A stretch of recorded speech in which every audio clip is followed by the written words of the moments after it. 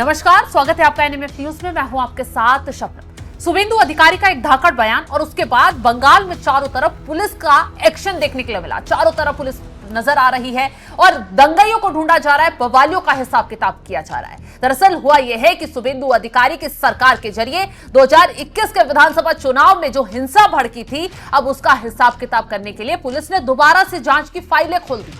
बताया जा रहा है कि उस दौरान 2000 से ज्यादा एफआईआर दर्ज हुई थी, लेकिन कार्रवाई के नाम पर सिर्फ और सिर्फ ठेंगा दिखाया गया।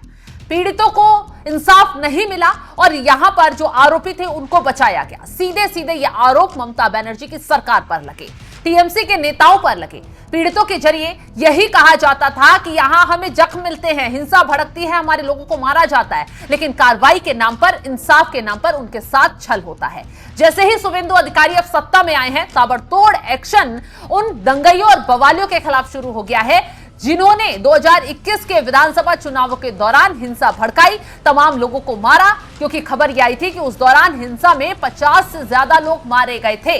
अब बदलाव की स्थिति दिख रही है। खबर यह आ रही है कि 2021 के विधानसभा चुनाव के बाद हुई राजनीतिक हिंसा के मामलों में फिर से फाइलें खोली जा रही हैं। प्रशासनिक सूत्रों के अनुसार अब तक 458 मामलों की नए सिरे से जांच शुरू हुई है। इसके अलावा 181 नए केस दर्ज भी हुए हैं। बता दें, पिछले विधानसभा चुनाव के नतीजे घोषित होने के बाद राज्य के अलग अलग हिस्सों में हत्या, मारपीट, महिलाओं के साथ अत्याचार की घटनाएं सामने आई। विपक्षी दलों ने हिंसा में 50 से अधिक लोगों की मौत का दावा किया था।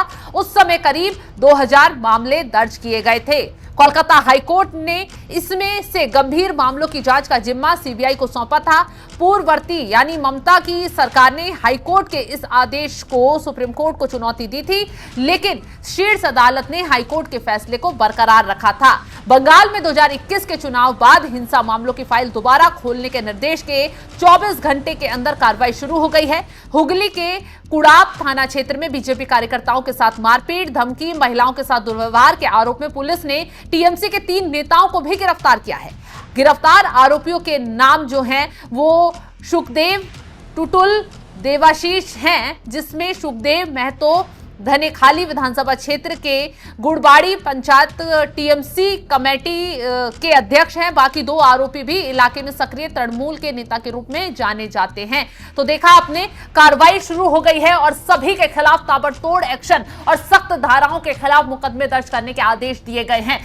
यानी कि जो शुभेंदु अधिकारी के जरिए एक के बाद एक एक्शन लिए जा रहे हैं और घुसपैठियों को और जिस तरीके से दंगाइयों को, बवालियों को घसीट कर ले जाया जा रहा है, उससे सीधे सीधे ममता बनर्जी की मुश्किलें बढ़ रही है। एक तरफ भतीजे रडार पर आ गए हैं क्योंकि संपत्तियों को लेकर शुभेंदु अधिकारी ने शंका जाहिर की, जांच आगे बढ़ चुकी है। और दूसरी तरफ टीएमसी के जो लोग हिंसा भड़काने में माहिर रहते थे, जो लोग चुनाव के दौरान लोगों को डराते थे, हिंसा भड़काकर मारपीट करते थे, महिलाओं के साथ अत्याचार करते थे, अब देखिए गिरफ्तार हो रहे हैं। 3 नेता टीएमसी के इस मामले में गिरफ्तार हो चुके हैं और कहा जा रहा है कि गिरफ्तारी का आंकड़ा आने वाले वक्त में और ज्यादा बढ़ सकता है। तो ये बहुत बड़ी खबर सामने आ रही है।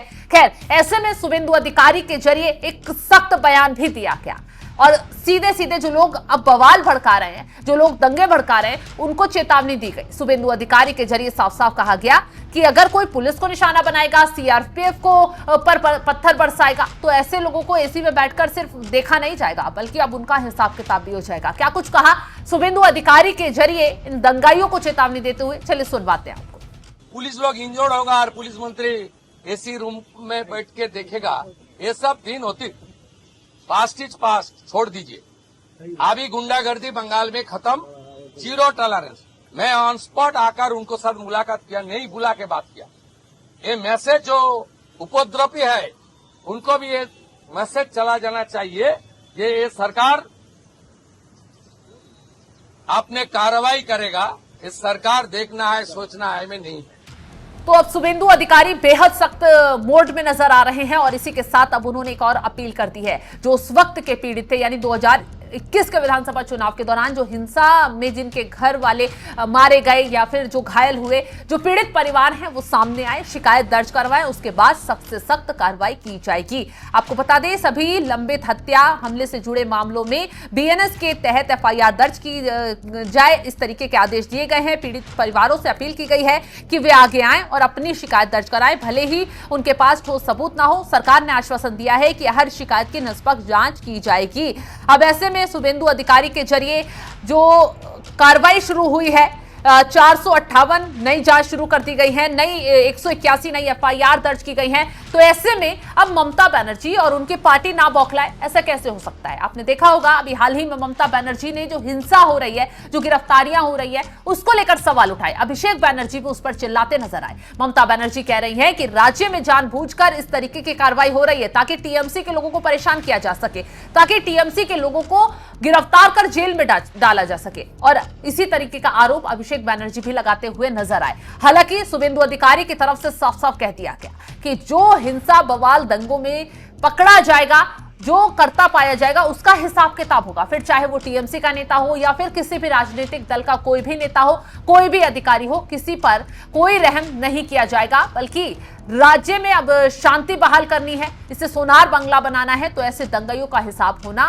लाजमी है। तो एक तरफ शुभेंदु अधिकारी की सख्ती है, तो दूसरी तरफ ममता बनर्जी, अभिषेक बनर्जी लगातार चिल्ला रहे हैं, माहौल बना रहे हैं, लेकिन ताबड़तोड़ एक्शन रुकने का नाम नहीं ले रहा है। गिरफ्तारियां हो रही हैं, टीएमसी के नेता भी पकड़े जा रहे हैं। अब देखिए, अब इस मामले में 458 फाइलें खुल चुकी हैं और 181 नई एफआईआर दर्ज हो चुकी है। तो आने वाले समय में बहुत बड़ा एक्शन और बंगाल में गिरफ्तारियों का दौर दिखने के लिए मिल सकता है। तो फिलहाल अभी तो टीएमसी के 3 नेता रडार पर चढ़े हैं और आगे कहा जा रहा है कि आंकड़ा बहुत बड़ा हो सकता है। तो फिलहाल इस खबर को लेकर आप क्या कुछ राय रखते हैं, कमेंट बॉक्स में जरूर बताइएगा।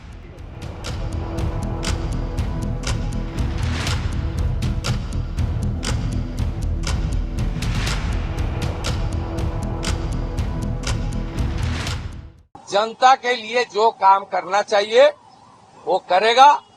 सुपीरियर पुलिस ऑफिसर जो आदेश करेगा, ये डिसिप्लिन ऑर्गेनाइजेशन ये करेगा। और बाकी कलकत्ता पुलिस का स्ट्रेंथ और मॉडर्नाइजेशन, इंफ्रास्ट्रक्चर, लॉजिस्टिक सपोर्ट, ये सब हम लोग विद इन 6 मंथ, आप देख लेना, कलकत्ता पुलिस सबसे अच्छा पुलिस बन जाएगा। उनको सपोर्ट देना चाहिए। अभी हम लोग सेंट्रल होम मिनिस्ट्री से रिक्वेस्ट करूंगा, जो 40 कंपनी पैरामिलिट्री है, ऑल्टरनेट अरेंजमेंट तक उनको यहाँ रखना चाहिए। नहीं तो हमारी मैन पावर इतना शॉर्टेज हो जाएगा, ये उपद्रवी को मौका मिल जाएगा। ठीक है, हम सब लोग डिस्कशन कर लिया क्या करना चाहिए। जनता को आश्वस्त कर रहा हूँ, पूरा पुलिस को सरकार का कोऑपरेशन कीजिए। और कोई एग्रीवनेस है, कोई पुलिस के खिलाफ, कोई किसी का खिलाफ कोई शिकायत है, तुरंत आकर ओसीआईसी से मुलाकात कीजिए। ओसीआईसी का खिलाफ कुछ है तो डीसी का साथ मुलाकात कीजिए। डीसी का खिलाफ कुछ है तो लाल बाजार में जाकर कीजिए, नहीं तो मेल में भेज दीजिए। सीपी का खिलाफ कुछ है तो नवान्न में सीओ में भेज दीजिए। सब हम लोग देख लेगा। लेकिन हाथ में पत्थर उठाना, पत्थरबाजी करना और रिलीजियस नारा के साथ गुंडागर्दी करना, ये बंगाल में नहीं होगा, नहीं होगा, नहीं होगा।